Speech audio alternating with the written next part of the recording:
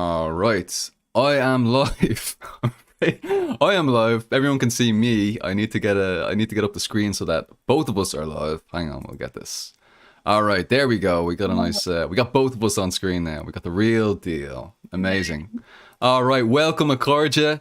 How are you getting on? I hope you are keeping well. I see a lot of familiar faces in the chat. We got Jose Maria, a very appropriate name, Joma. I love it. It's the Butcher, the Tiny Gangster, Carmel. How are you getting on? Hope you are keeping well. Today we are joined, and I'm really excited about this, by one of the rising stars of left-wing YouTube, the one, the only, Notorious Kasamang. That's me. That's Yeah. me. I am really, really excited about this because there's a lot of people online who are just online. They're just online, and that's not. There are reasons why a lot of people will be just online. There's fair reasons, but it's always good to hear people who are real world organizers and activists. And I'm really interested in this intersection between real world activism and online social media activities. So today we're going to be discussing all of this stuff: real world activism, online content creation, how they overlap. I'd be interested to hear your experience of that, by the way. Maybe we can get to that a little bit later in the conversation.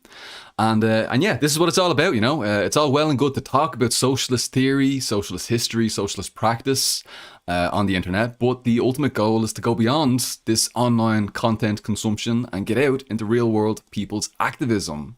So, without further ado, tell us, who is Notorious Kasamang? Please introduce yourself to everybody. Well, hi everyone. Shalom. I'm Notorious Kasamang on YouTube, Twitter, and Instagram. I used to have a TikTok until the feds nuked me off it at like 68K. My politics were way too spicy for the For You page, but my videos are kind of a Marxist mix of video essays regarding different topics, but I might make them more cohesive soon. We'll see. But IRL, in real life, I am a National Democratic mass organizer for the Washington, D.C. chapter of Anakbayan, USA. So this is an overseas chapter of Anakbayan Philippines, which is a Filipino youth organization fighting for genuine democracy for the Filipino people.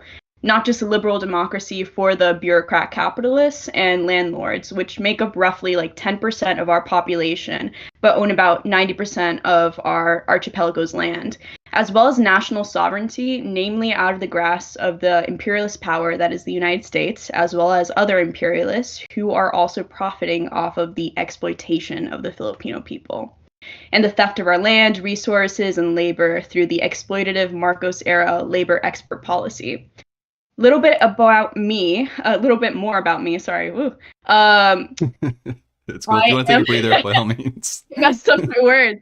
There's so much there, though. I By the way, just already, there's so much there that we could spend like half an hour just discussing everything you've brought up so far. I don't want to cut you off, but I mean that's so cool. That's fantastic that you're highlighting the struggles going on today in the Philippines. I love it. I love anyone who's out there supporting the national democratic movements, and yeah, and also I love your YouTube channel. Please, everybody, go subscribe to Notorious Kasamang's channel. There's a link below. Go.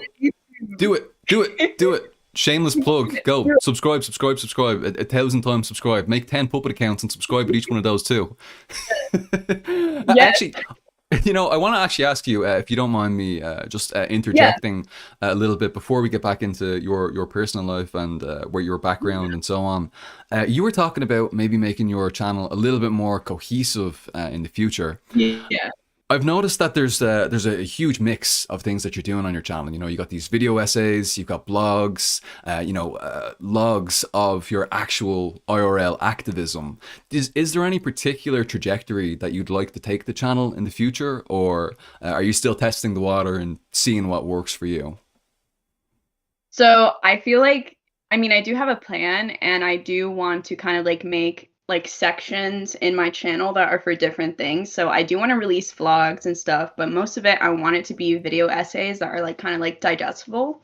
And I feel like there's a lot of channels like yourself as well as like others that talk about the basics of Marxism, Leninism, Maoism. So I feel that like I'm probably not gonna make it about that, but it'll probably be an analysis of certain kind of like topics and questions that are pressing or like historical kind of like things that have happened through a Marxist-Leninist, Maoist like perspective. So Right. that is my plan right now. So yeah. I'm hyped about that. That sounds fantastic. Yeah. And we got Danky as well. Danky Kang, I see in the chat there. How are you getting on, comrade? I noticed that Danky's doing a great MLM series at the moment, so everybody should be checking that out as well. Subscribe to Danky Kang while we're at it. But yeah, that sounds really exciting. I am looking forward to what you're doing moving forward. All right. So thank you for clarifying that for me. Everybody, again, subscribe. And yeah, I'll let you continue with your historical background. I'm looking forward to hearing about that and how you came to be the National Democratic student of Marxism, Leninism, Maoism that we see before us here today.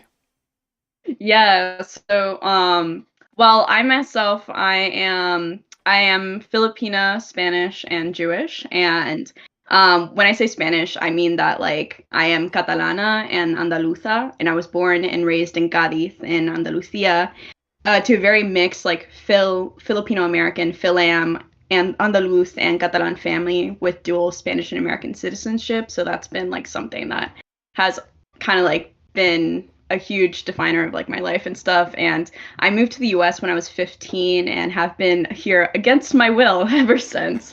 Um, Would you and prefer I'm to would you prefer to be back at home, or do you consider the yeah, US now?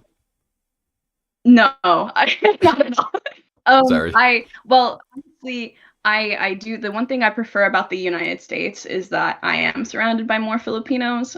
Because I mean, I did live in a very small town in Spain where the Filipino community was like my family. Um, so The whole there's that. family. Yeah, so I do enjoy that. But I wish I was there because I mean, just the pace of life in Spain, I think, is much more kind of like relaxed. Being able to walk places, very nice. Here you can't walk anywhere, you have to drive everywhere, and it's just you can't really do anything here in the United States without spending money. And in Spain, I feel like I could just like walk outside and like since I lived in a port town, I could just like walk on the beach and like go through like Los Pinos and stuff and just have fun and then just go back home. But I don't really have the choice to do that. And also here people go to sleep so early, like and eat so early. They eat at 5 p.m. here. I was like, I'm eating Normal lunch Irish at dinner that time. time. We did that in Yeah. Ireland. Oh, sorry. No, I'm sorry. But yeah. Anything No, after in half Spain, six? No, you can't. yeah, That's yeah. excess. LOL. Sorry, but yeah, no, yeah. So I'm still adjusting, I think, but Hmm. yeah, I wish I was back. Yeah, I can definitely understand that. Hey, listen, I got a bone to pick. You're from let me mispronounce it. Andalusia, Yeah, Andaluz, something. Hey, listen. This gringo business. You created it. You know that. You know, people don't even realize this shit. Gringo was originally used by people from Andalusia, or whatever the fuck pronunciation is, to insult Irish people. Irish people who went to Spain to escape colonialism and famines and shit during the 1700s. Yeah, fucking insane. And then it got of course exported over to Latin America. And it's funny because in Latin America it's just like, oh, white man at the yeah, time. it's for white. It's for I white didn't people. know It's that. for colonizers. Yeah, but like it basically flipped. It flipped, because at the time in the 1700s, like nobody considered the fucking impoverished native Irish people to be like white as part of the white thing. Obviously we know that Irish people became white at some point in the 1900s, as they say. But at that time we were like Yeah, colonized and oppressed, and we were going through many famines. Of course, the Great Famine would occur in the 1800s. But yeah, that's originally where gringo comes from. So, but yeah, that's anyway, it got flipped. Isn't rip. that crazy? Well, I apologize on behalf Malaga. of my people. Yeah. It was Malaga. That's where it was. Malaga was the first place. I think it was 1780s, 1787, which was the Spanish colonial period, which is interesting. hmm Yeah, I'm really just like all of me really is just a result of the Spanish colonial period, is it not? It's crazy. Um, like they did I would not exist without the Reconquista, rip. But we don't talk about that. Down with the Spanish monarchy though. So Yes, yeah, solidarity the and Castilian. national liberation. We hate it. We hate it. Yeah, Anyway, we certainly do. solidarity with the Irish comrades. I'm sorry they called you that. It's okay. Well, It's uh, okay. It's a good one. But I just think it's interesting how it went from an insult of colonized people to an insult of the colonizers. I just think that that's fascinating how it shifted. I think that's great. I love that, Yeah. honestly. I think Anyway, that they took it and they made it for the colonizer. And hell I yeah, love when, reappropriate it. yeah, like that. All my Latino friends, they like make fun of me for being Spanish and call me like, when I cut my hair to like here, they called me Dora la Conquistadora. And then I was like, I hate you all. Um, I'm Fuck my upset. life. No, We'll fuck your cry life. about it. Fuck all of you. Yeah, no, I like my my boyfriend's Latino, and I said vosotros to him around him, and he was like, take that shit out of here. Take that colonizer shit, the vosotros out of here, because they don't use that in Latin America. They use Wait, usted. And I was like, yeah, I'm wait. sorry. What's that? Please excuse my gringo Oh, non-comprehension. What is that? No, vosotros no is like comprendo. saying y'all, like you guys, right? But it's Okay. only used in Spain, like vosotros. Oh, okay. Yeah. Hmm. So that's why he was like, none of that in this house. Nowhere. I see. Okay. Yeah, I can So appreciate yeah, that. I LOL. can appreciate that. Yeah. Mm. Yeah, we have a serious aversion to British English here in Ireland as well. You know, it's yeah. I mean, obviously we're speaking English, but I mean, when someone says "mum," the word "mum" in Ireland, there's just like a collective cringe. Like, no, we don't say that. We say "mam" or "ma." Mum is for posh British people. We don't fucking do that.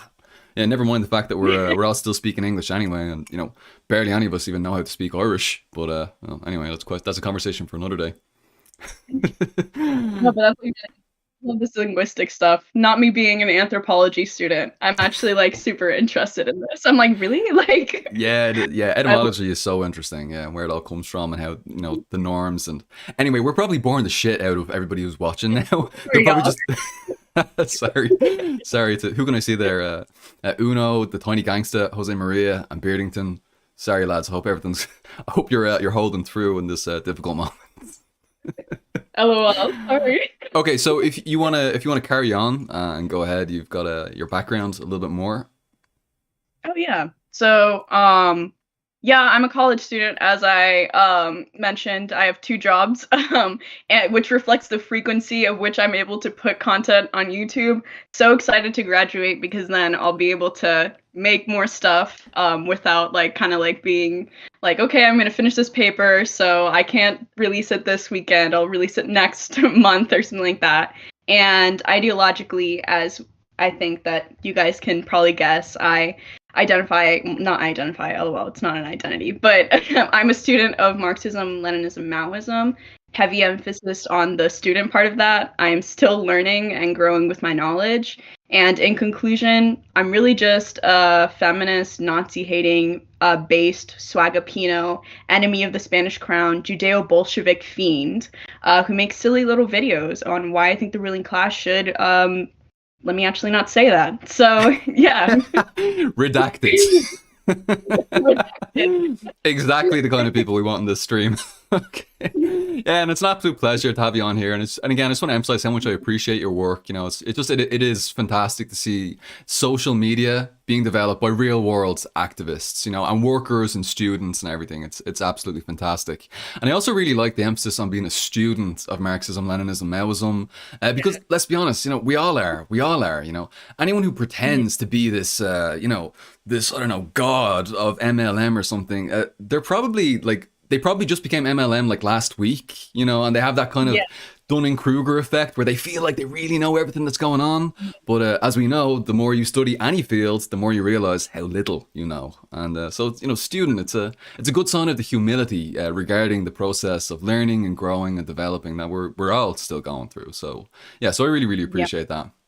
You know, Yeah, no, I appreciate learning and being a student. I think that more than anything, like that has given me so much kind of like purpose as well as like giving me an appreciation for like um humankind and people that maybe like I didn't have before because I was so entrenched in like this like anti-people like culture of like the ruling class. And I'm really glad that like I'm able to kind of like learn how to be a better like kasama, a better comrade, and like a better person in general, and fight for something that I truly believe in because of the studies that I conduct. So yeah. Not Fantastic. to get dramatic. Like It transforms me. Yeah. Yeah, yeah. I transcended my old ways. Yeah, no, it's we're not a cult. What are you talking about? I don't know. Hang on, just sign up here. You have to leave your family and friends, and you know. Yeah. Now, oh, I just want to say, by the way, anybody who's watching the stream, if you want to ask questions to Notorious Kasamang or myself throughout, just make sure that you begin your questions with @Marxism today, and then we'll try to get to them throughout the conversation. If they're good questions, if they're shit questions, we'll ignore them. I'm sorry. Or if you use Super Chat and you pay us, then we'll definitely answer them, even if they are shit. So yeah, you can keep that in mind. I love that. I No, love sorry. that. No, Yeah. we'll try answer if we can get to them. So, Notorious Kasamang, please tell us, what is Anakbayan, USA? Well, I'm very excited that you asked me Marxism today. So as I My real said name. before, yeah, um, yeah, Anakbayan, which means people's youth. Anak being child or youth, and Bayan being people, is a national democratic mass organization of Filipino youth whose goal is to mobilize the Filipino youth at home, in our archipelago, and abroad, and in the diaspora for national democracy in the Philippines with a revolutionary socialist perspective.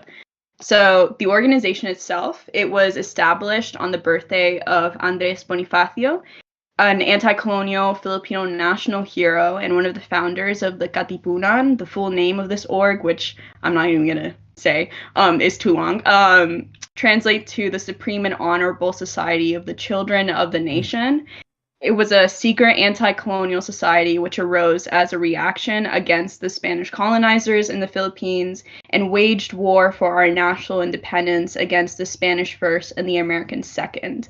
The date of Anakbayan's founding also coincides with the founding date of the revolutionary group Kabataan Makabayan, which translate to patriotic youth, founded by Jose Maria Sison, which was and continues to be an underground communist youth organization in the Philippines, which played an important, if not central, role in the First Quarter Storm, which were a protracted series of demonstrations against the U.S. Marcos regime that resulted in 100,000 people storming Malacanang Palace. For those of you who do not know, that's the Filipino White House.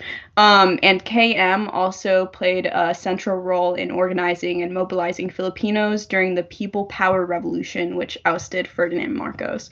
So there is a very specific reason why the dates of Anakbayan's founding are those. It represents a continuity of the Filipino youth's revolutionary and militant history against the imperialist, colonialist, feudalist, and capitalist forces which profit off our people and our land's exploitation. The theft through private ownership of the land that the peasants till and resources they grow, the racist and domineering foreign ruling class that control our government and enrich themselves by selling our people like cheap labor commodities through the world market.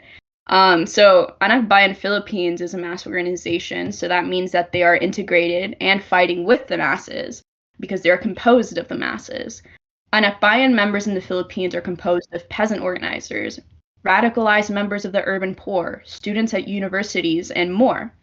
They're constantly targeted by the anti-people government of the Philippines, which seeks to squash all national and democratic mass organizations with red tagging tactics, arrests, and in some cases even assassinations. So Anakbayan USA is a little different from Anakbayan Philippines because we are an overseas chapter of ABPH. And since we're not physically in the Philippines, our mass work and goals in the United States are to educate, organize, and mobilize Filipinos in the United States to actively support the national democratic movement in the Philippines, organize with and unionize diaspora Filipinos and workers and students against exploitation, and wage campaigns to raise American consciousness towards the US's direct involvement in our people's suffering and to end US imperialist control over the Philippines. For example, through the passage of stuff like the Philippine Human Rights Act, which we are trying to get passed.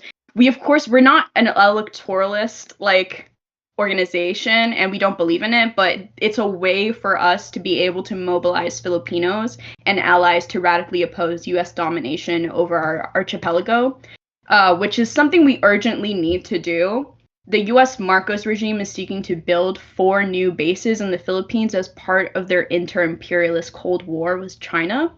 So just this week, 6 people, I believe all of them students, Filipino youths, were arrested at a rally against the building of these U.S. bases at the U.S. Embassy in Manila. So we know through studying history that the presence of U.S. bases in the Philippines leads to more violence against peasant, indigenous, and student organizers, heavier surveillance, and red tagging tactics. And actually really interesting and very important to note that many people don't realize that it also contributes to violence against Filipino women and queer people. And trigger warning, because I'm going to talk about this a little bit, but prime example being Angeles City. If you guys don't know about it, there was a huge anti-U.S. bases protest in Angeles City at the beginning of the 90s against the U.S. military presence. Eventually, the U.S. military actually pulled out of Angeles City because of this. And one of the main reasons that people of Angeles City rose up against the U.S. military is because the presence of the American Clark Air Base became a hotspot for sex trafficking and prostitution of women and children for foreign nationals. And unfortunately, due to that U.S. imperialist legacy and decades of being a safe space for sex pests to travel to in Asia, it continues to be that like sexual trafficking hotspot to this day. So, for example, if you look up Angeles City, the Philippines, you'll see pages upon pages that talk about this. And not even to mention the case of Jennifer Laude, who was a Filipina trans woman who was drowned to death by an American Marine.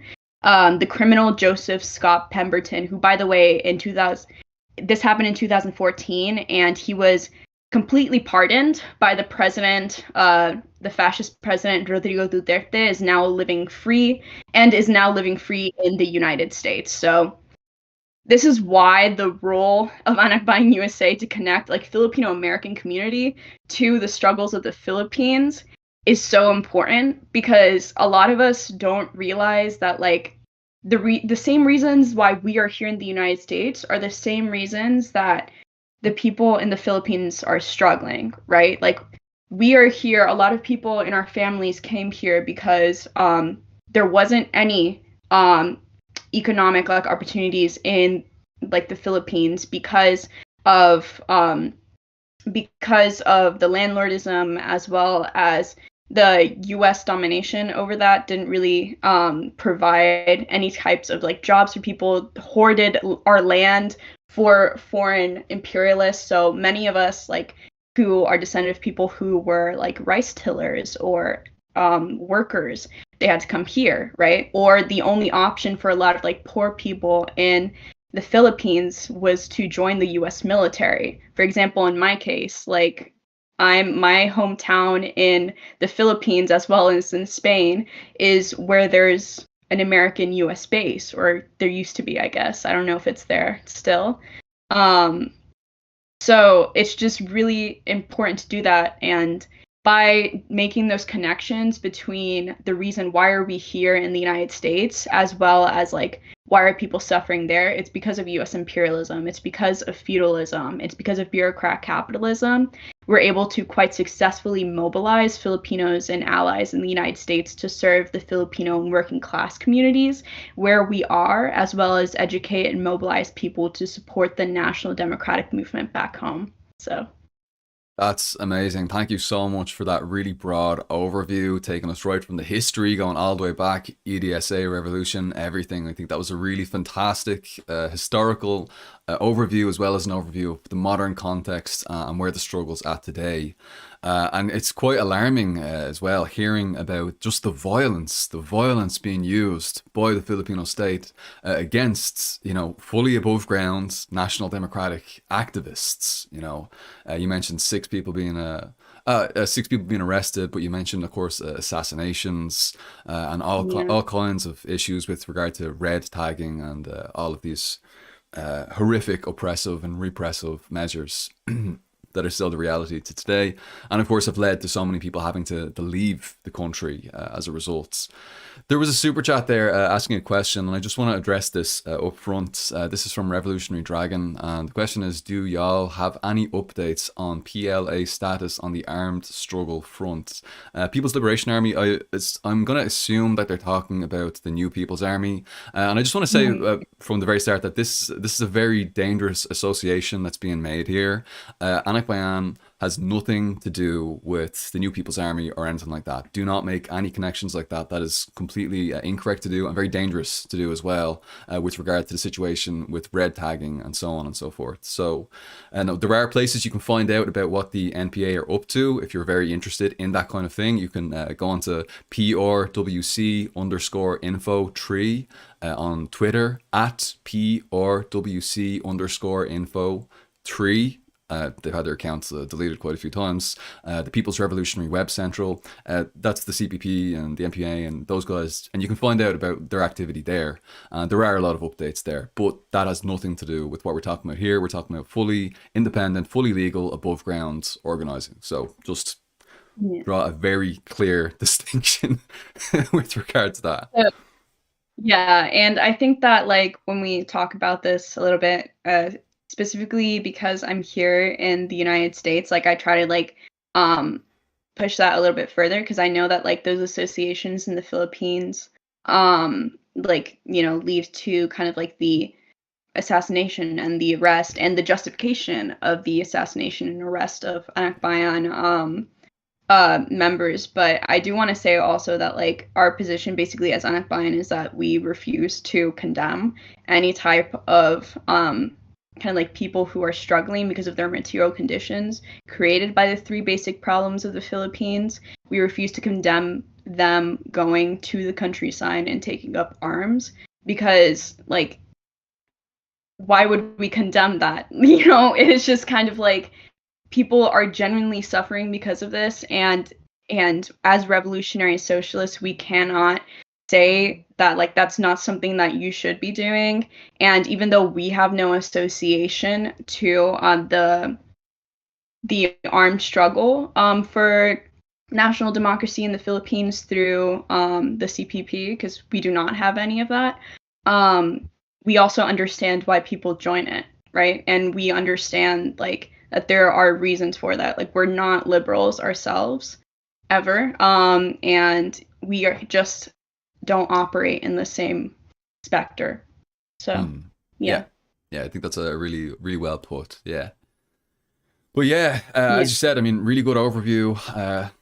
Horrifying violence used against Filipino people. I think you did a really good job of highlighting all of the issues which have driven so many people abroad. And it's great to hear that there's such mobilization and such enthusiasm from people from Filipino diaspora who go abroad and go, oh, wait, this is why we're here. Okay, this is interesting. What can we do to support the movement for national democracy? And of course, highlighting these issues with these, as you said, these colonial issues with like sex tourism and all this really horrible stuff that's happening at the moment. And Marines getting away with killing trans people, and yeah, it's just absolutely horrible. So yeah, thank you for highlighting all of those issues. You know, so why did you specifically? How did you? I mean, you said you come from like a Spanish background. How did you specifically? Why did you specifically join Anakbayan USA? And also from that, you know, why should everyone else potentially join a national democratic mass organization or otherwise support the national democratic movements? So I'll answer the actual question a little bit, but I actually want to tell you the story of how like specifically I was recruited. Please. So so as I mentioned before, I used to have a TikTok account, and because I wasn't very educated on like security for myself, and I also wasn't really like that revolutionary at that point at all, like I was more kind of like a vague leftist. I put on my story that I was gonna go to this like event, a Juneteenth event for the organization that like I was interning for at the time. Shout out to 1DC. They're a community organization that's like Black led, that serves the working class community and long term like Black and brown residents of Washington D.C. here in this city. So I went there, I put it on my story that I was going there, and then I was working at the t-shirt kind of like selling stands there. And I was just like sweating. I was like so stressed. I was just flinging shirts at people at that point, right? And then I look to my right and I see that there's like just 3 Filipinos staring at me. And I was just like, hi. Like, what's up? Like, do you guys want a shirt? And then it turned out like, shout out to Carmela, to Geneva, and to Rain, who are my Kasamas now. Like, no, they were like, actually, we came here because we saw that on your story. We saw that you're like Wasian, that you're like Spanish and Filipina, and we saw that on your story that you're gonna be here, and we like the content that you talk about, right? And we want you to be part of Anakbayan. Like, we want you to join. And I was like, what is Anakbayan? So I got their contact information, and like that's how I joined, because they went all of their way to come and talk to me and like ask me to like join. And I think that just shows like the determination of like Anakbayan to connect the Filipino masses to like our struggle. And I was very, very grateful for that. So yeah, I joined Anakbayan USA in part because most of my life I lived, as I said, in a very small Andalusian town where the Filipino community was my family. And the occasional Filipino American families like temporarily stationed there, right? So I barely had been around any other like Filipinos and been in community with them. And I also joined because despite being ideologically left-wing at this point, I had no idea what was going on in the Philippines. And I was still influenced by the idea that many second and third generation Filipino Americans have, that all the problems that happened back home had nothing to do with the United States.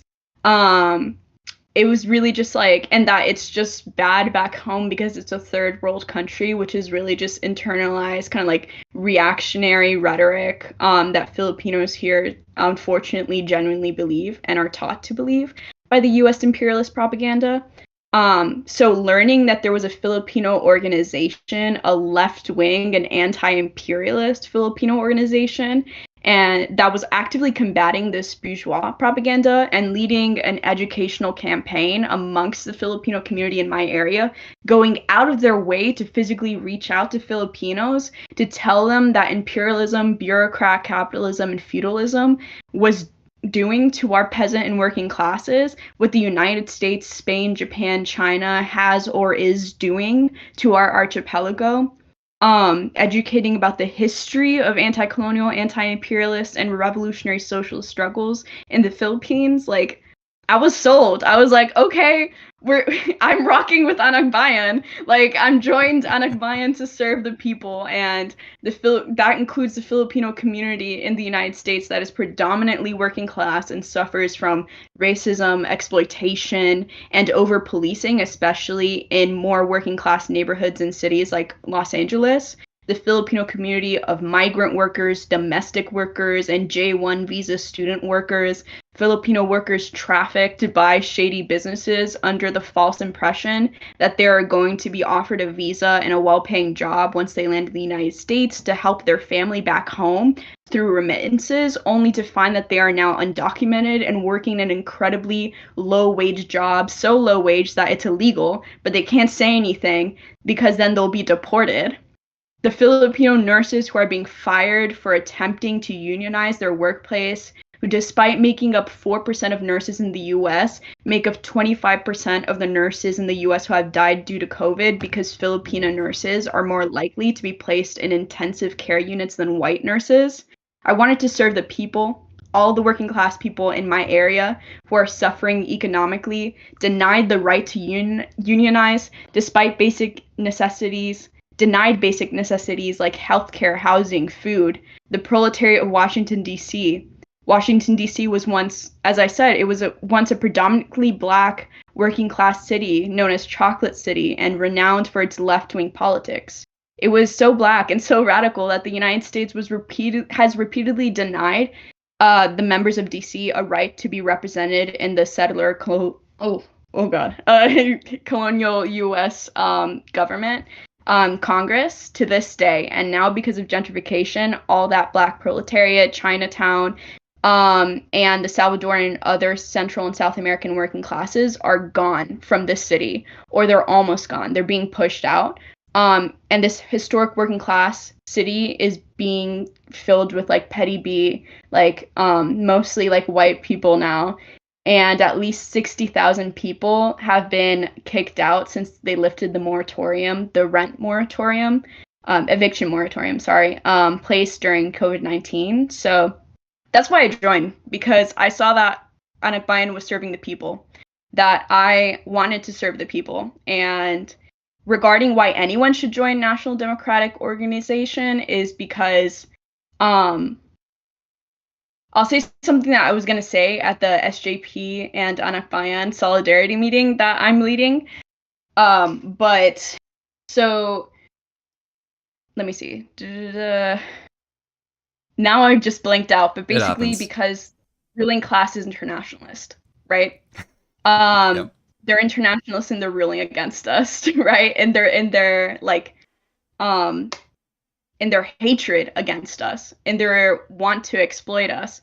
We need to be internationalists in our unity against them, because there's more than of us than them. And if we are united against them, we will overthrow them. And it's also everyone's business that the United States is building more bases in order to intimidate China. And if there is, because the United States wants to go to war with China, right? And if there is that huge inter-imperialist war, it's not only the Filipino people in our archipelago that are going to die because of it.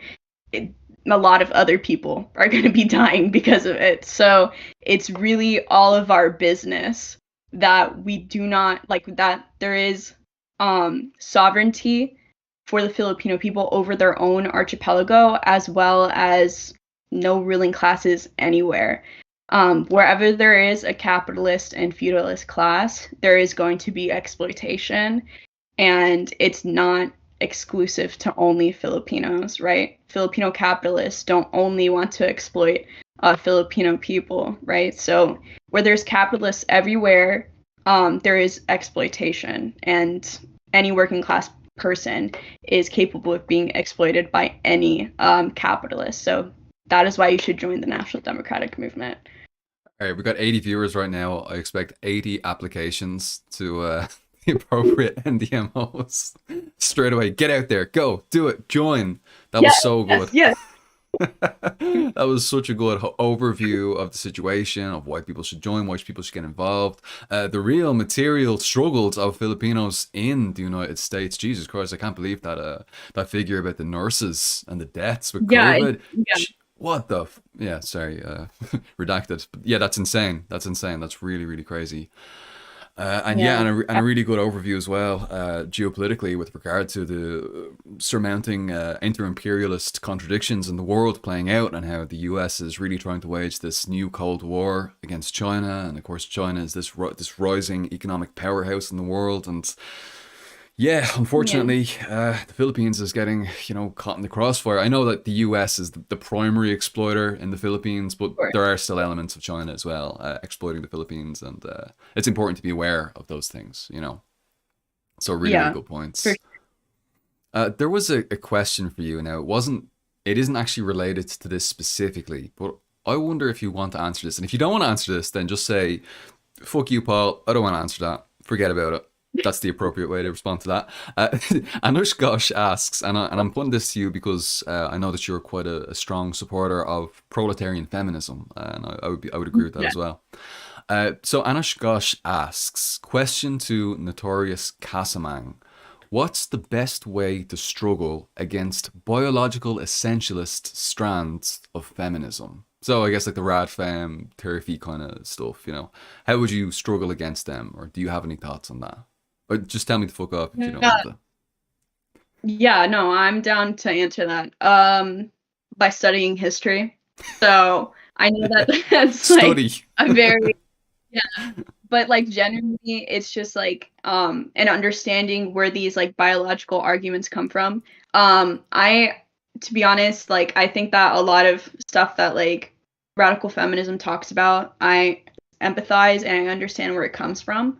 And okay, I'm gonna go on a. I hope this is not that long, but Go off. okay.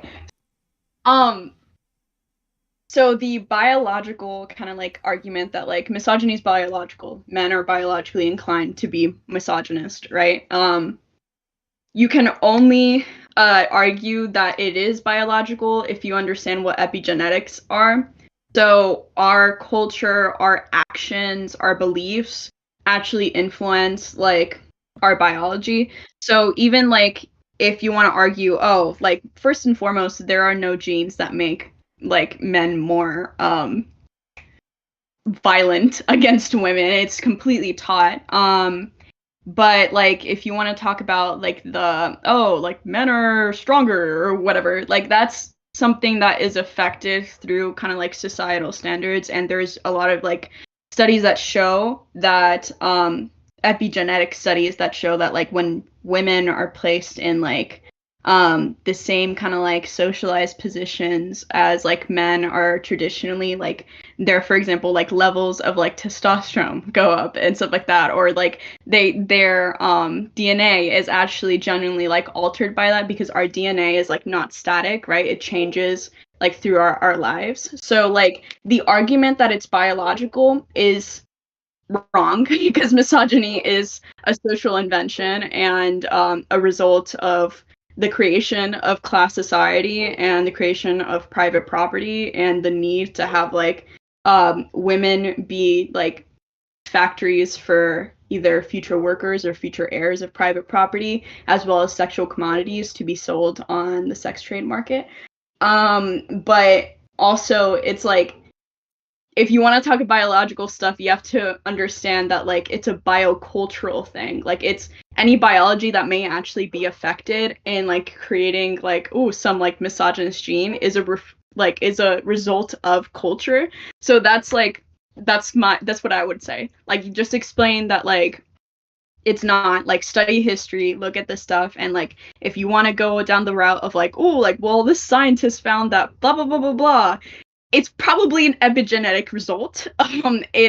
It's not probably, it is an epigenetic result, and you can actively change that through cultural revolution, right? So like if we actually went ahead and we went with what we have been wanting to kind of like build, which is not just like a socialist like revolution state later on, and we want to do a society as well, we have to do cultural revolution. So if we did that, then their biology would be changed by that, like proven by science. So period.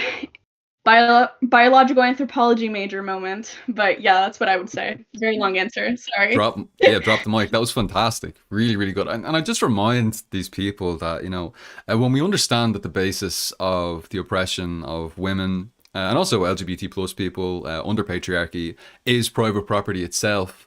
When we really understand dialectics, we can have a much more thorough and comprehensive understanding of how these phenomena evolve over time.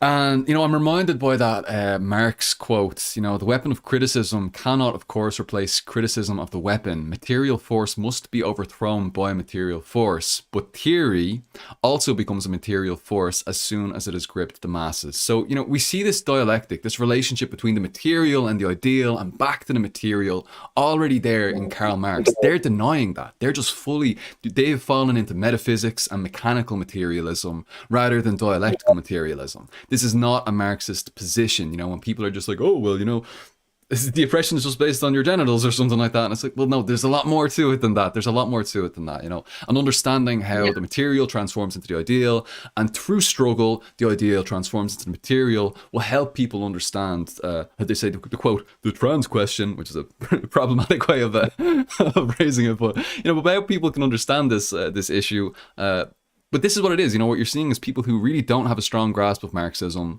and they're substituting in its place just a vulgar mechanical materialism. And I think that you did a really, really good job of putting that to bed and putting that to rest. So hopefully, Anushgosh, hopefully I'm pronouncing that correctly. Hopefully that answers the question fairly comprehensively.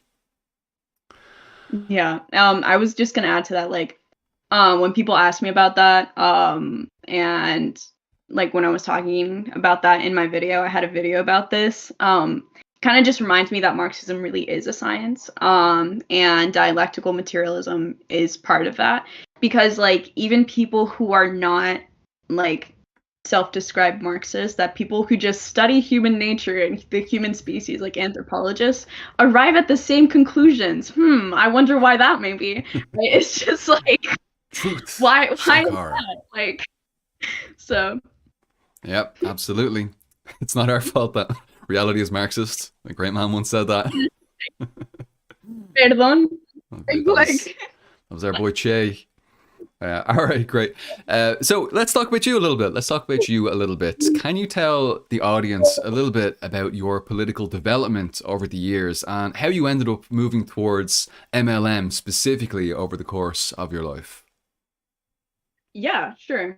So I just want to preface this by like saying like I'm probably the least likely person to have gone down this route, I think. I mean, like, not to say that like specifically like when it comes to my relationships with the means of production, like I'm working class, right? But a lot of people in my family are not.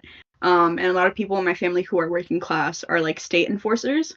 So and you know, like I grew up in a pretty small town that was, I mean, I wouldn't say it's conservative, but I would say that, you know, very pro-monarchist. I did, you know, grow up as a military brat, as people say, in other words, a child of someone who was in the U.S. military. So kind of just like, you wouldn't think that I would be here, but there's a couple reasons. I think that if you study kind of like my upbringing or whatever, like, and myself, I think it would make sense. Like, I grew up, I was 7 when the crisis of 2008, like, hit Spain, and it hit really hard. Andalusia was the worst hit autonomous region in Spain, and to this day, like, there's a huge unemployment percentage in Andalusia because of this. That we're still recovering from. I remember going to school or like walking to my aunt's house or something, and I would just see like banners. I'd see people striking all of the time, like, and I didn't understand what the crisis was, but I can understand the tension, like the financial struggles that people in my family were going through, the tension, like yelling at each other because they were like so upset and like so stressed and like very scared, you know. I could feel that, and I every single day also like was very notable to me that in response to the crisis, I said I was a military brat. I used to go to school on the American base starting in like 3rd grade because my parents were like, we might move to America, so you should go. And then we didn't move until I was in 9th grade, so I didn't have to go through all of the things that I went to in that school. But not their fault, obviously. But you know, there would be a Rico bus that would pick up the American kids or the kids of Americans, and they would go to school. And every single day at the front of the gate of the U.S. base, there was people protesting that the U.S. base was there. There was workers, Spanish workers that were protesting. They were striking outside of it. So I always like thought like, why don't they like the U.S.? Like that's like something that I always thought, like why are they protesting against the U.S. base? Like why are they upset, right? And I also, you know, if anyone in the chat is a military brat or a host nation child that went to an American school, like, you know what I'm going to talk about now. But like growing up when I was like 3rd grade to 9th grade, I had never to this day in real life received so much kind of like xenophobia and racism from a group of people in my entire life, and kind of like been talked down to for not being fully American, and kind of like feeling kind of like that anger of like, okay, well, the people like of my town are literally like they don't want the American base to be here, and I started thinking I can't really blame them because like look at the way that they like treat me, right? And like look at the way that they treat everyone, right? When they go off base. By the way, absolutely fuck every single Navy brat that spent the entirety of their Spain trip, like their entirety of their stay in Spain, talking shit about the culture and the people of Spain, only to post like throwback beach photos on their story with the caption like, I miss España, and like I hate you bitches, like I will fight you, like oh my god, oh my god, like it makes me so mad because literally I would be there, like these same girls, like they would say that, but then they would be like, Anna, like I literally like your country doesn't have like free refills, like it's such shit here, like shut up, right? It just it, and then when they return to like, their shitty and exciting middle of bumfuck nowhere, like tiny clan hood, like hometown in Alabama, they're upset that they're not in Spain anymore. First of all, fuck you. Like, stay there. Sorry. I'm supposed to use all those words on here. Excuse my language, but anyway, that. So I'm an that, Irishman. that Come on. did, like, but like, that made me mad.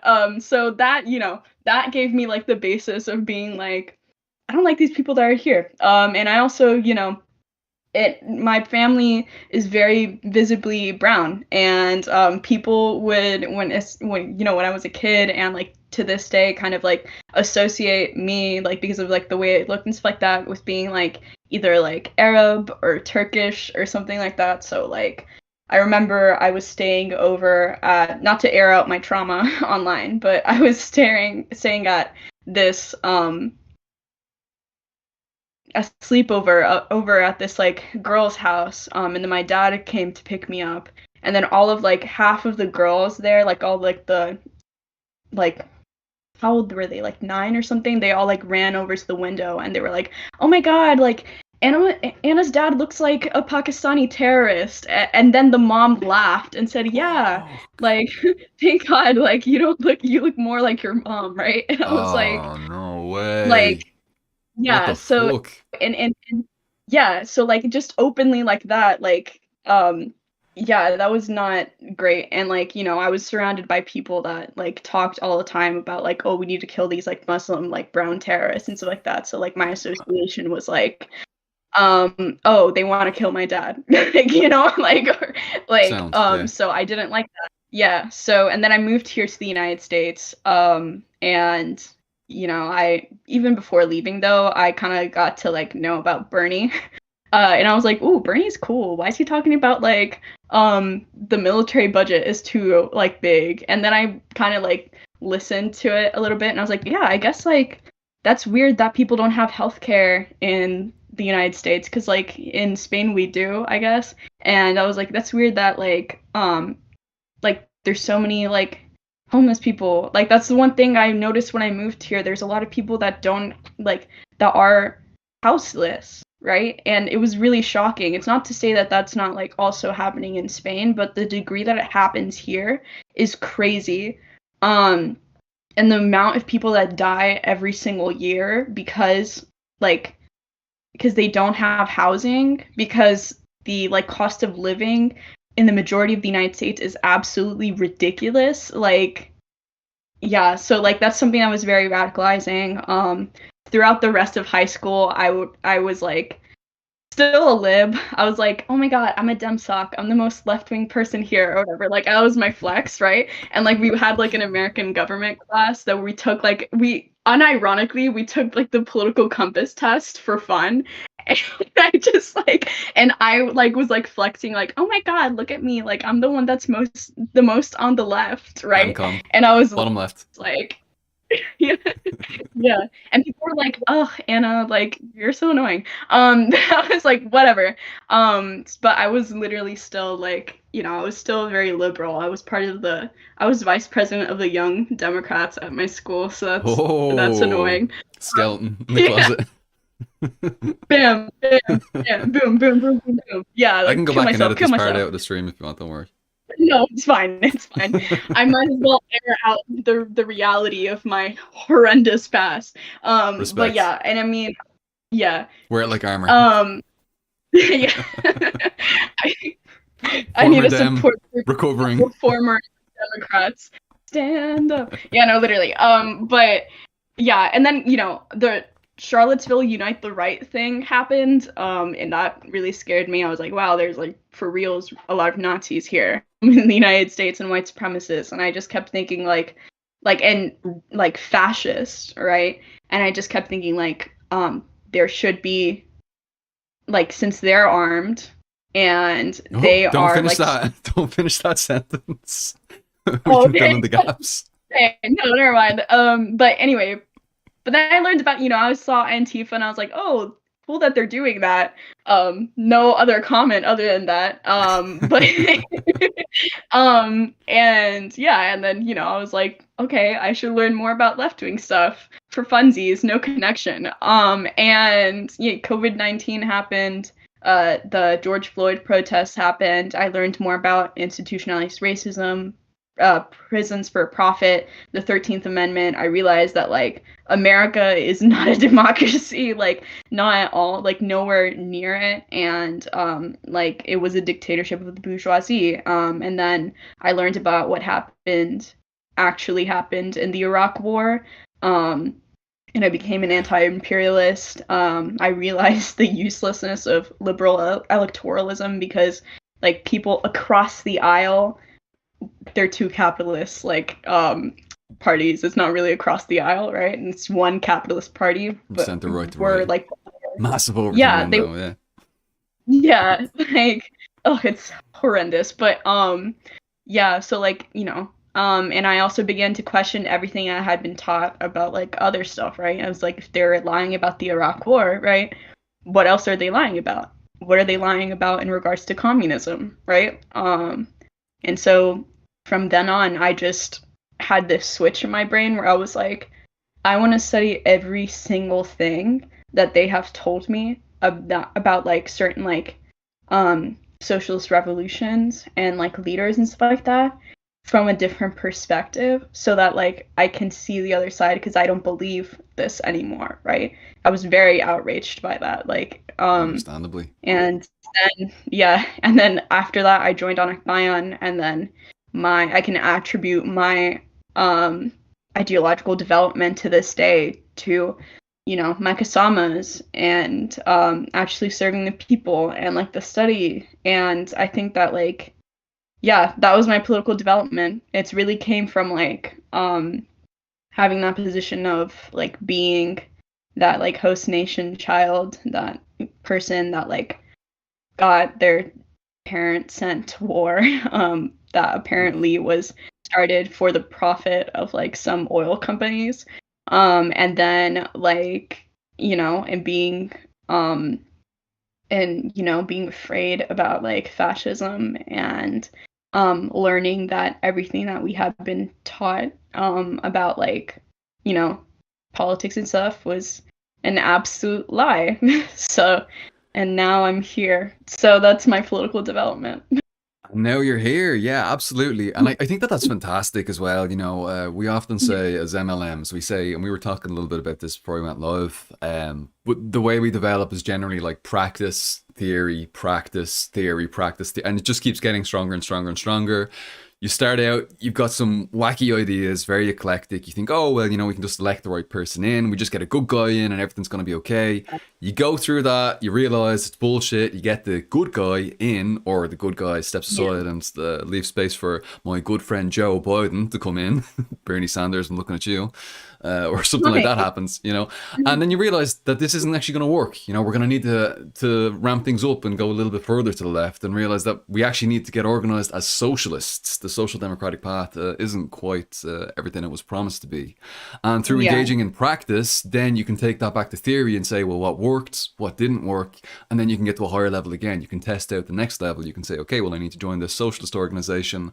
What ideas do they have? Let's try them out. Let's see what works, what doesn't work, and grow and develop through that. And it sounds to me like that's exactly what you did. And it's an experience that definitely resonates with me. I got involved in Marxist organizing in 2016, and since then it's just been constantly seeing what works, what doesn't work, and just developing more and Yeah. more as a result of being engaged in these kinds of struggles, these kinds of movements, and being challenged constantly by comrades in real life, some comrades online as well, engaging in different kinds of struggle, ideological struggle, practical struggle, all sorts of things like that. So yeah, I mean, it really is that practice theory, practice dialectic that I think people need to get back to. Sometimes people are just like theory, theory, theory, theory, theory, or alternatively, practice, practice, practice, practice, practice, and they're never actually looking at, well, what worked and what didn't work.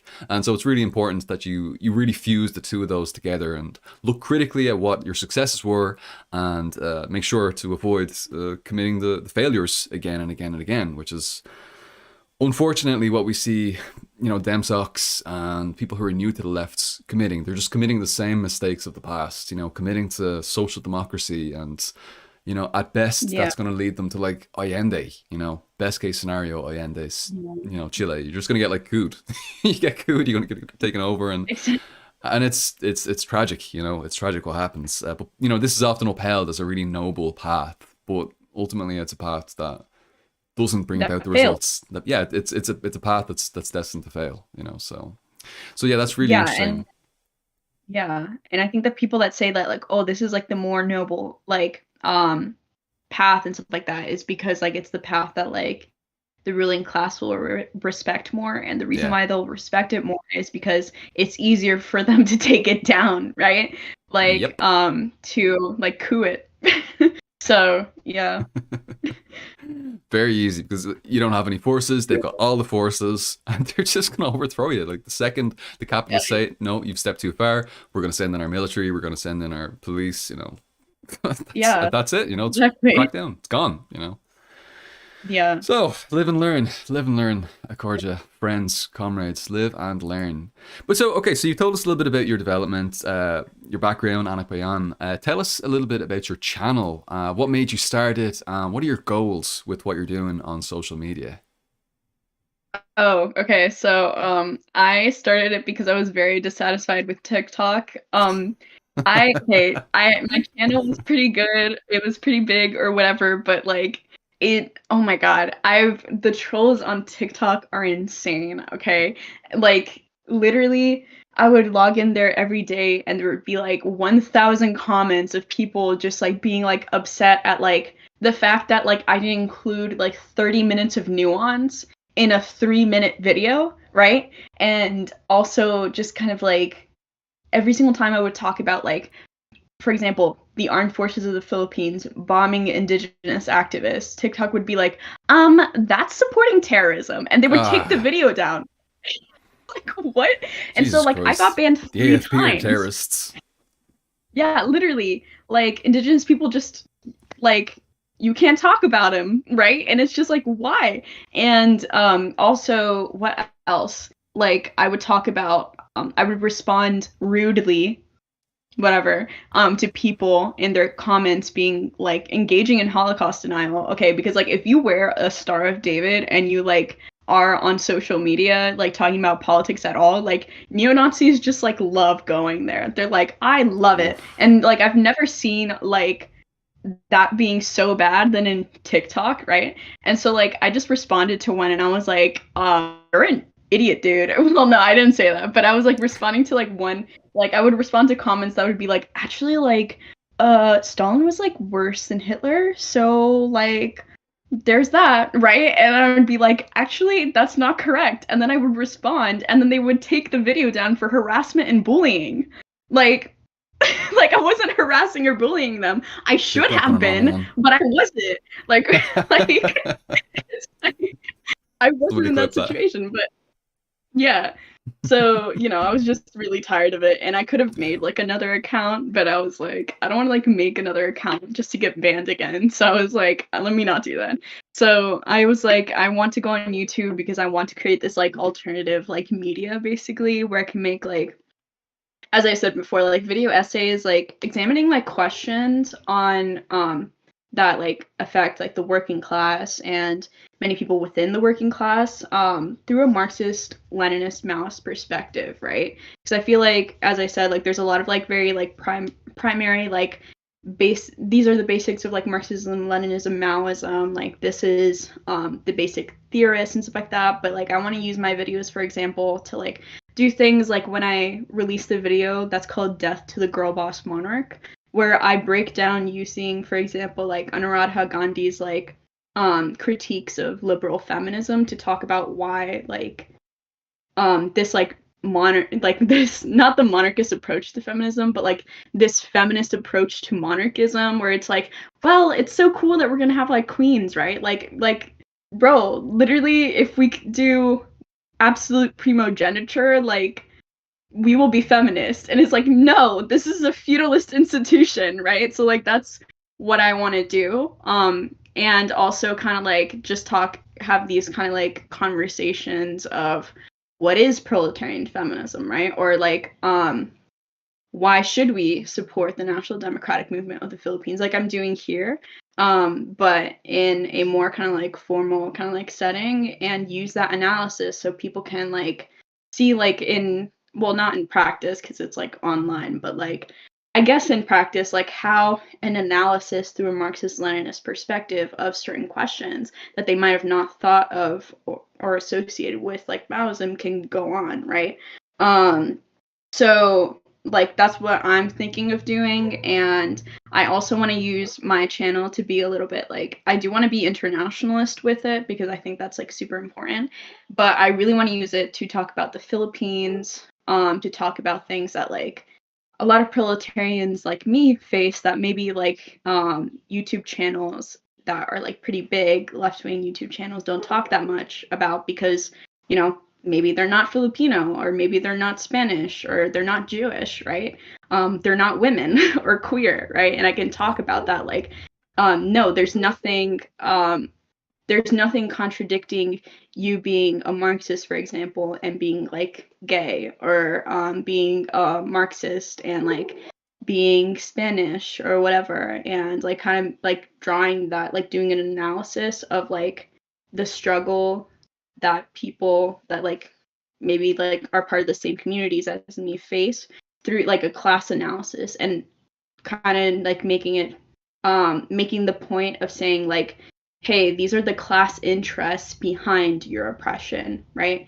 Our oppression, and this is how we can combat it through the usage of the hammer that is Marxism, Leninism, Maoism. So that's what I'm envisioning. I feel like the only bad side of that is that it can be too broad, but I also feel that like a lot of groups in general are pretty broad, like, you know, organizations and stuff, and I feel that a lot of channels on YouTube that like talk about socialism do get into these broad topics. So I might as well just like talk about the things that, you know, I have more experience in and I feel very passionately about. So yeah, that's my goal. That sounds I don't know if that fantastic. Yeah, no, that's brilliant. I'm really looking forward to that. And as you said, it's a really unique and interesting perspective. I mean, let me tell you the experience of being a woman on the Filipino diaspora, a queer woman. Let me tell you, yeah. some fucking Irish lad. Yeah, no, it's Yeah. definitely, we need more voices conveying these different and diverse experiences. That left wing YouTube does have a little bit of a problem. There's a lot of people who look like me.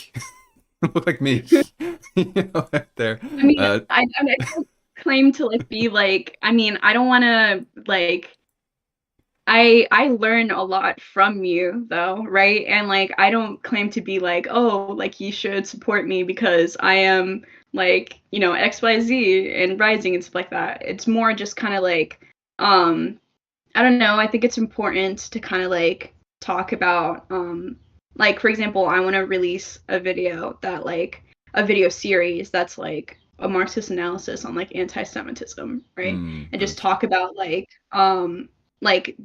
this is the origins of this. This is like the class like interest behind it. Like these are some like symbols and like organizations to look out for and stuff like that.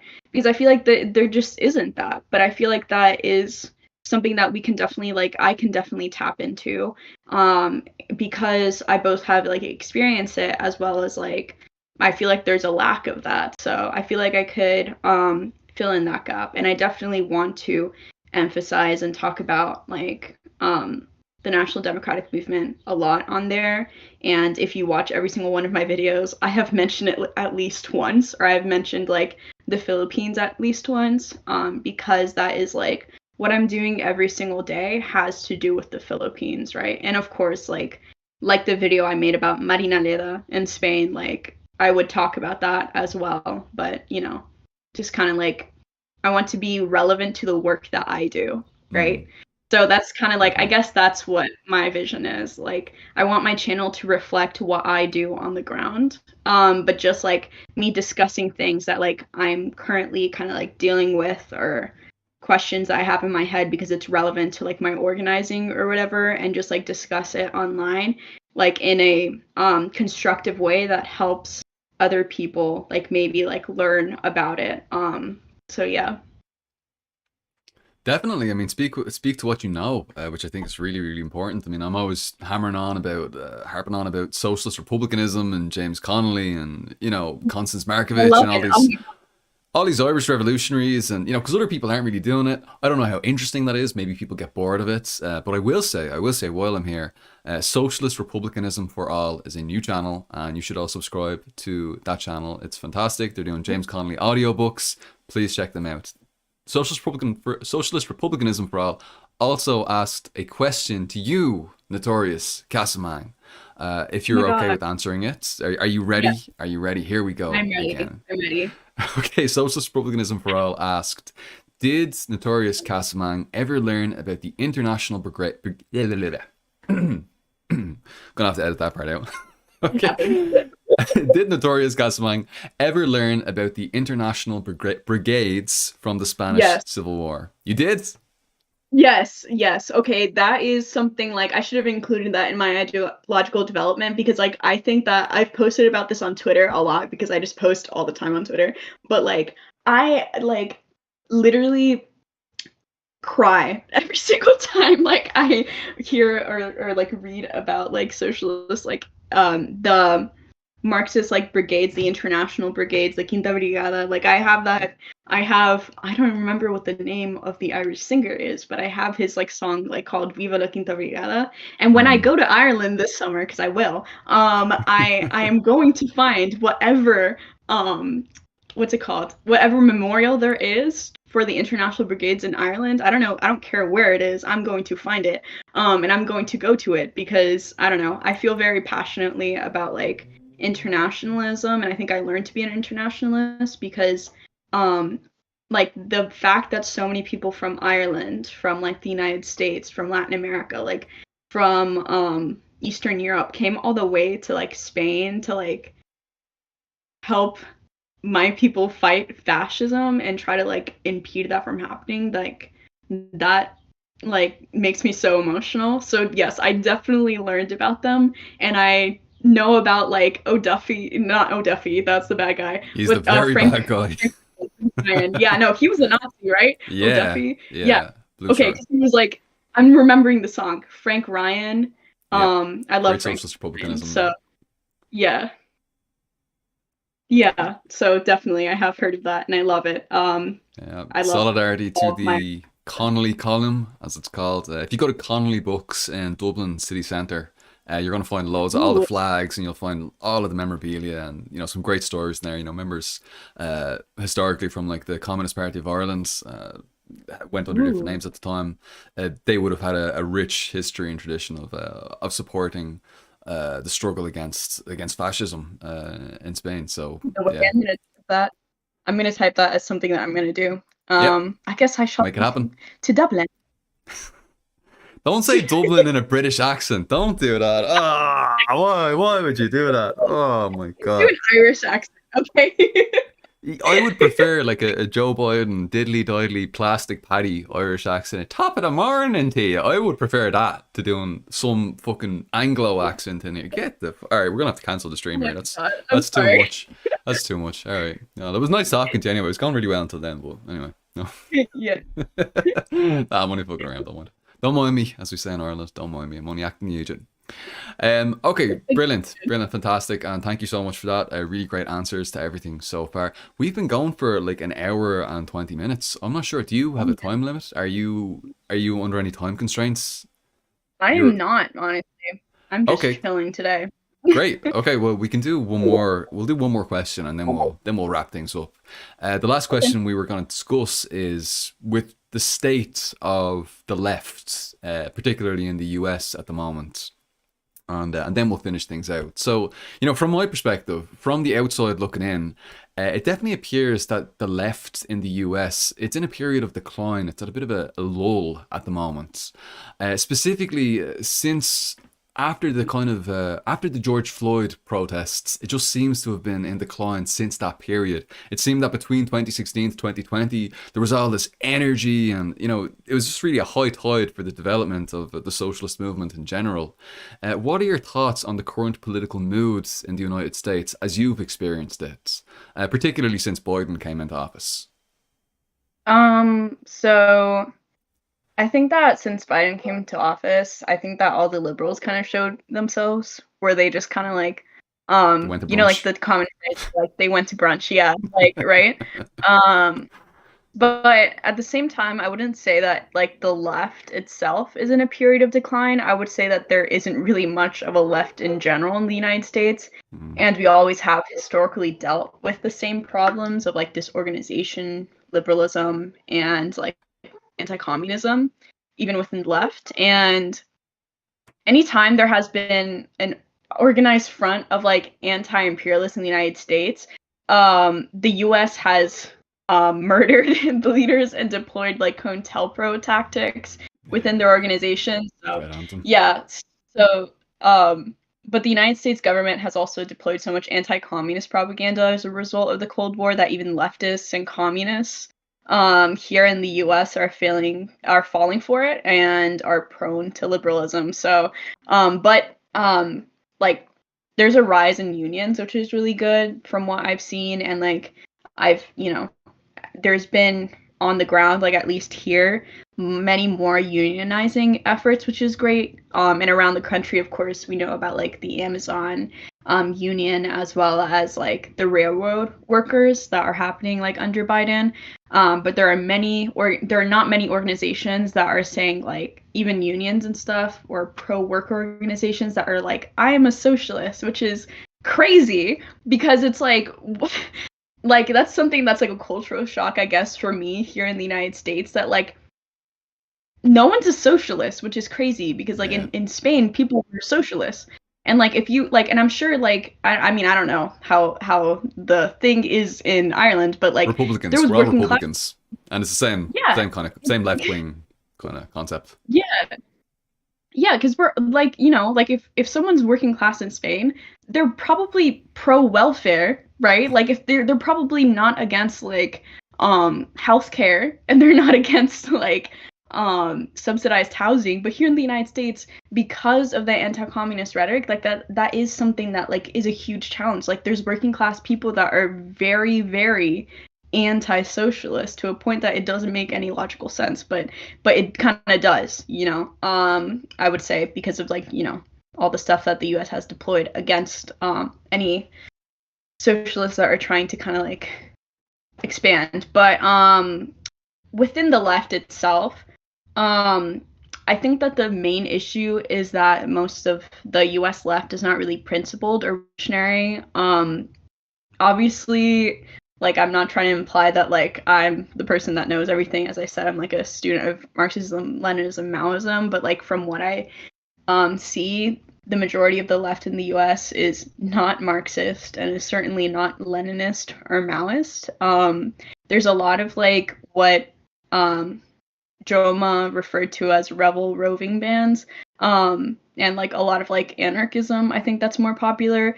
But I do want to emphasize like many anarchists in the United States do really good work. Like, don't get me wrong. And Here too. like it's anarchists and communists together that like are and unaligned left wingers that are literally just destroying shit like when and protesting the hardest against the building of like Cop City in Atlanta. Have you heard about that? I've heard about it. I haven't looked into it, but I've heard the name and heard others talking about it. So Yeah, so just very brief overview. Cobb City is like um is there's a forest in Atlanta that the Atlanta PD is trying to turn into a um well, it's referred to Cop City, but it is kind of a city. It's literally just like where they can train, they like shooting at shit and like blowing shit up there and like destroying that forest, right? Removing that entire forest, they which killed is an in a activist predominantly there, didn't they? neighborhood. Yeah.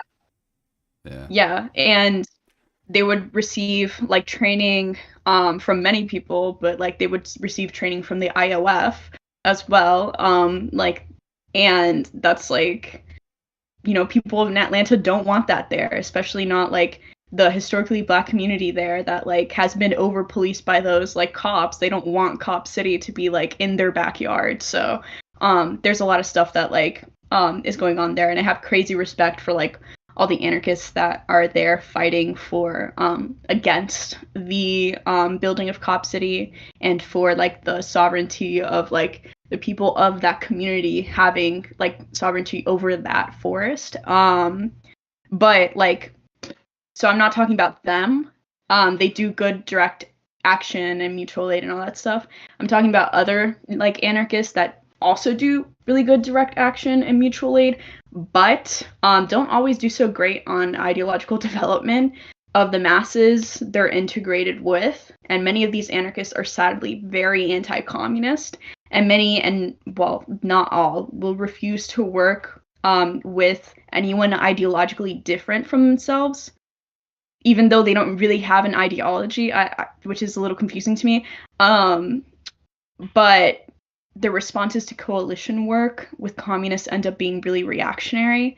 And then when we think about other people part of the left, like there's a lot of liberals in, well, obviously in the DSA, but unfortunately in the CPUSA as well, like the Communist Party of the United States, that are not even, and you can see this by like the evidence is that they can't even take a principled stance on like supporting Palestine or being against electoralism. And their fear of alienating the masses is what drives them, but the reality is that the masses are not receptive or like to DSA or CPUSA at all. Like no one in like there's not a lot of people who are part of the working class here in the United States that like look at DSA and CPUSA like in a positive light, mostly because they don't really address their conditions that well. Obviously not every single chapter of CPUSA does that, but like there's a reason why they're not that popular. And CPUSA also engages in a lot of campism that seems really irrelevant at best to the American populace. And also, if you engage in campism, but you don't really engage, well, I would say that the good thing about CPUSA chapters is that they do a lot of like education development, which is really great. And I do have a lot of respect for the local chapter of CPUSA in DC. They always come to support Anakbayan, and they have the Claudia Jones School, which is a free educational kind of like school for people in DC. They have like Saturday classes, and shout out to Claudia Jones School. And that's really awesome that they do that. But it's unfortunately true that CPUSA does engage in campism in a way that hinders their relationship to mass organizations like ours, especially on their line of like on China and on like Russia and in general to the local area. So they don't really maintain that relevancy. And unfortunately, when it comes to the Maoist side, I think that Maoist groups in the United States have historically, despite the fact that they really shouldn't be by definition, been out of touch with the masses, right? They've been infiltrated many times by the CIA, Yeah. and are a lot of times predominantly made up of petty bourgeois people who want to be edgelords instead of serve the people, right? Like, and it's a problem, honestly. Like, once again, not all. Yeah, And of I think course. there is a start, like, yeah, I think people are going the right direction, Yeah, there's and some I, but regrouping. There's people are looking critically and saying, "Whoa, did that yeah, work out?" I don't think that worked out quite how it was planned or intentions to be, but there's a lot of yeah, regrouping going on right now. Things have splintered a little bit, I know, but yeah. Anyway, the less said, yeah. maybe the better. No, I agree. Like, I think that, and I mean, I like a lot of like the work that the study groups are doing on political education, but like revolutionary study and understanding why we must oppose revisionism and embrace scientific socialism is like great. It's good, but why are you not putting that into practice? I don't understand, right? Like, what are you doing to help the masses, right? If we like, why are you studying this? Exactly. Like, for what? Just to know about it, right? Book But clubs, on the bright side, though, debate I would clubs. say, yeah, yeah. On the bright side, I would say that Anakbayan is growing. When we were at Anakbayan Congress, we were talking about that, and it was really great to learn about that. And from what I hear from you right now, and from other people on the ground, and what I see, because I'm technically not really involved in any, but online and in person, I see a lot of growing presence of on the ground revolutionary, like scientific socialist and otherwise explicitly Maoist revolutionary groups, whether they be like reading groups or like people who are genuinely like in unionizing efforts that are genuinely like organizing for something, right? And engaged with the masses. So that makes me very happy. And another bright side is that the current political mood in the United States is incredible dissatisfaction with the electoral system, which can be really good. Even though like a lot of voices online are of like petty B liberals that are like, no, like this is the most important election of your life, like every 4 years, right? Um, the American populace, like especially in recent years, like except for the election of like Joe Biden, has not voted a lot. It has not voted a lot because they feel like it's useless, right? And Yeah, then they're right, right? It is yeah. useless. And no one likes Biden, right? And it looks like it's going to be Biden and Trump again because Marianne Williamson is like running, but no one like people like her, but she's not going to win, right? Like that's just like the reality of it. Like so we know that the next thing is going to be Biden and Trump again. And so I think that people are going to be very upset by that. And that's, that is a really good like point to like start working with people where it's like why are you upset about this, like why is it that like these people that the majority of the American populace like don't actually really like why are these the people in our democratic country that like are up for like presidency, right? And also just making those connections between like oh like they say they're different but this is like look at their policy on the Philippines, it's the same thing, right? Or look at their policy on like Palestine, it's the same thing, their policy on healthcare, their policy on like the Russo-Ukrainian war, right?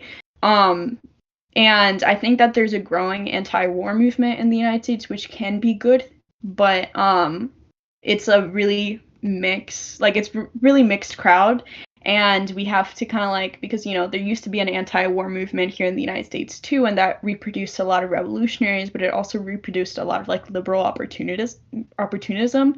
So I think we have to kind of like be vigilant of that. But in general, like the left is small, but it has the potential to grow, I believe. I do think, as you said before, like I think we might be actually turning a corner. So that's nice. Well, fingers, toes, arms, everything crossed. I really, really hope so. Listen, Notorious Kasamang, thank you so much. This has been fantastic. I know everybody's really on the edge of their seats. They want to hear more about you, more from you. Where can people find you? Can find your work? Anything you want to shout out at all? Now's your chance to do it before we fully finish this and wrap this up. First, I want to shout out Anakbayan, Washington, D.C. You can follow us on Instagram. I forgot our Instagram handle. I think it's just Anakbayan and DC. And we also have a Twitter, which is Anakbayan WDC. I believe. But if you look up Anakbayan DC on Twitter, you'll find it, like just the words. And then I have a Twitter as well. It's not Kasamang, and of course I have my YouTube, Notorious Kasamang. And I also have an Instagram called Notorious Kasamang, where I just upload like purple quotes of women communists talking about proletarian feminism. So you can also follow that. And if you want to support my Patreon, please do. I do have 2 jobs. And I'm a full-time student, so like that would be a great help if you can. And my Patreon is the same thing as my YouTube and my Twitter and everything. So that's what I want to shout out. Fantastic. Thank you so much. And you'll find links to the Patreon, the YouTube, and the Twitter, I think, in the description box below. So get over there, help out a comrade. Listen, thanks everybody for watching, for tuning in today. I hope you've enjoyed this as much as I've enjoyed having the conversation. And fingers crossed now we can get Notorious Kasamang on for another stream in the not too distant future. All right, folks. Gurmian Magwiv. If anyone wants to check out more streams, tomorrow I'm going to be over on Danky Kang's channel. We're going to be finishing off our stream from last week. So that's going to be a lot of fun as well. Listen, everybody, have a good weekend. All the best. Gurmian Magwiv, August Slong the Foal.